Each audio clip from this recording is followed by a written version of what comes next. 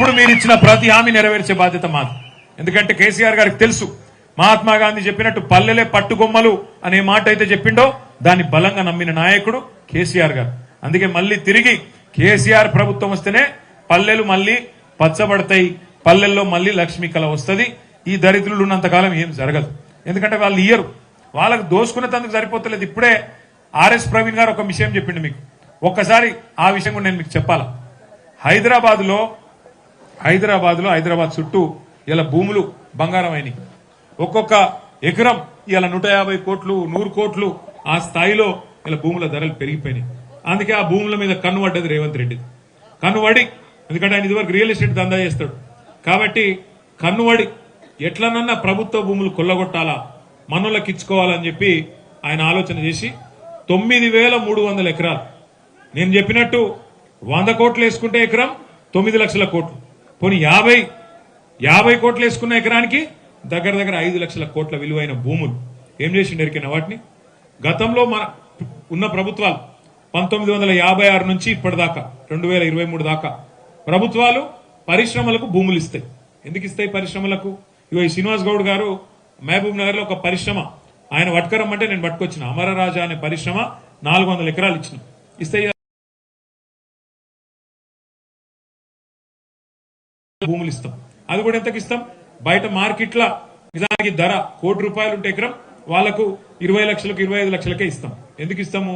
మన పిల్లగాళ్ళకు ఉద్యోగాలు వస్తాయి, రాష్ట్రానికి ఏమైనా ఆదాయం వస్తుంది, రాష్ట్రంలో మంచి జరుగుతుందన్న ఉద్దేశంతో పరిశ్రమలకు ఆటికి పావు షేర్కే మనం తక్కువ ధరకు అగ్గువకు భూములు ఇస్తాం.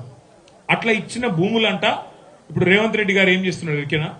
వాళ్ళు ఏదంటే అది కట్టుకోవచ్చు. అట్టిగా ఆ పరిశ్రమ యజమానులు ఎవరైతే ఉంటారో అగ్గువకు సగ్గువకు గత ప్రభుత్వాలు ఇచ్చిన భూములు కేవలం రూపాయికి 30 పైసలు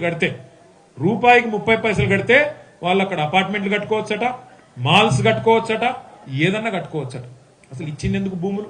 మన పొలగాళ్ళకు ఉద్యోగాలు ఇవ్వాలి. ఇలా ఉద్యోగాలు ఇచ్చింది ఎక్కడో పోయింది. భూములు మీరు అమ్ముకోండి, మాకు కొంత వాటా ఇవ్వండి అని చెప్పి 5 లక్షల కోట్లు కొల్లగొట్టే ప్రయత్నం ఇలా రేవంత్ రెడ్డి చేస్తా ఉన్నాడు. ఈ HILTP అనే ఒక కథ తెచ్చి 5 లక్షల కోట్ల కుంభకోణానికి తెరదీసిండు. ఇవన్నీ మీకు మళ్ళా ఎప్పుడైనా వివరంగా చెప్తాం. కానీ ఎందుకు చెప్తున్నా ఇదంటే ఆయన ధ్యాసంతా గది. ఆయన ఎందుకు తిడతాడు కేసీఆర్ గారిని, నన్ను? ఆయన బాధ ఏంటంటే ఆయన లగచర్లలో గిరిజనుల భూములు గుంజుకుంటుంటే అడ్డుపడ్డది మన పార్టీ గులాబీ జెండా. 6 గ్యారంటీలు ఏమైనాయి, 100 రోజులు అని రోజు నిలదీస్తున్నది మన పార్టీ.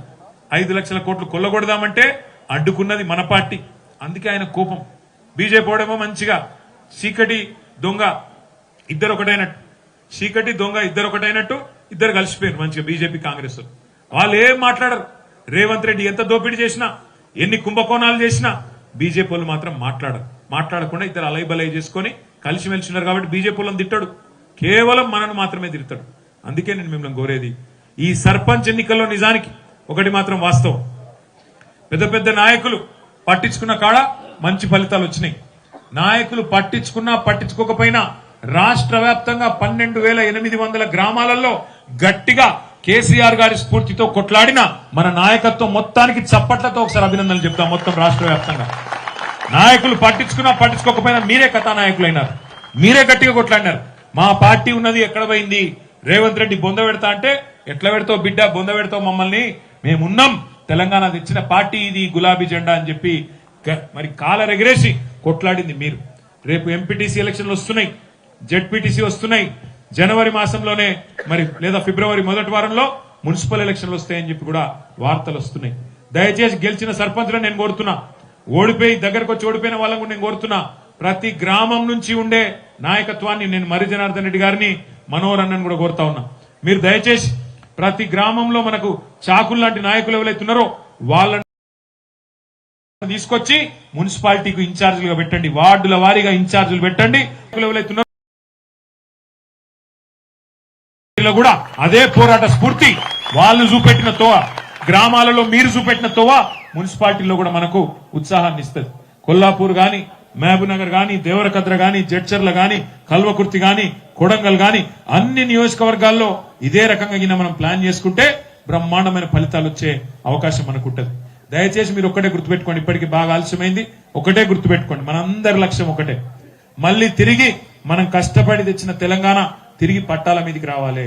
పాలమూరు రంగారెడ్డి ఎత్తిపోతల పథకాన్ని ఏదైతే ఈ ముఖ్యమంత్రి పగబట్టి కేసీఆర్ గారికి పేరు రావద్దని చెప్పి తొక్కి పెడుతున్నాడో ఈయన తాట తీసి మరి రేపటి రోజున బ్రహ్మాండమైన బహిరంగ సభతో మిమ్మల్ని అందరినీ కలవడానికి తొందరలోనే గౌరవ పెద్దలు కేసీఆర్ గారు కూడా పాలమూరుకు రాబోతా ఉన్నారు. తొందరలోనే వస్తున్నారు. కాబట్టి మీరందరూ కూడా దానికి కూడా హాజరు కావాలా. తొందరలో మళ్ళీ కలుసుకుందామని చెప్పి మీ అందరు కూడా తెలియజేస్తూ మరి సాయంత్రం దగ్గర 4 అవుతున్నా ఇంత ఓపికగా ఉన్నారు. దయచేసి ఇంత ఓపికగా ఉన్న ఇంకొక 20-30 నిమిషాలు ఓపికగా ఉండాలి. ఎందుకంటే మనకు గెలిచిన సర్పంచులకు ఆత్మీయ సన్మానం చేసే కార్యక్రమం.